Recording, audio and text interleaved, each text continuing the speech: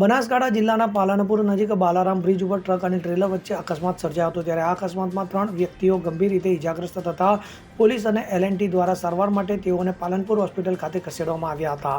તો બીજી બાજુ આ અકસ્માતના કારણે હાઈવે પર 10 થી 15 કિલોમીટર ટ્રાફિક જામના દ્રશ્યો સર્જાયા હતા. બનાસકાંઠા જિલ્લામાં અકસ્માતનો સિલસિલો યથાવત જોવા મળી રહ્યો છે, જેમાં ગત રાત્રિ દરમિયાન જિલ્લાના પાલનપુર આબુ હાઈવે પર બાલારામ બ્રિજ પાસે એક ટ્રેલર અને ટ્રક વચ્ચે અકસ્માત સર્જાયો હતો, ત્યારે અકસ્માત ટ્રેલર ડિવાઈડર કૂદીને બાજુના રોડ પર જઈ ખાબકતા ટ્રેલરમાં રહેલ કપચી બંને રોડ પર પથરાઈ જવાથી બંને બાજુના રોડ બ્લોક થઈ ગયા હતા, જેને કારણે નેશનલ હાઈવે ઉપર ટ્રાફિક જામ થઈ જવા પામ્યો હતો.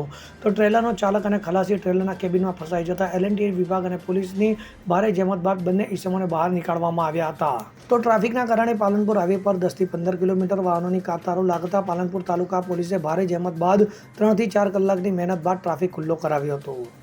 Bureau report CN24 news. હવે જુઓ દેશ દુનિયાની તમામ ખબરો તમારી આંગળીના ટેરવે.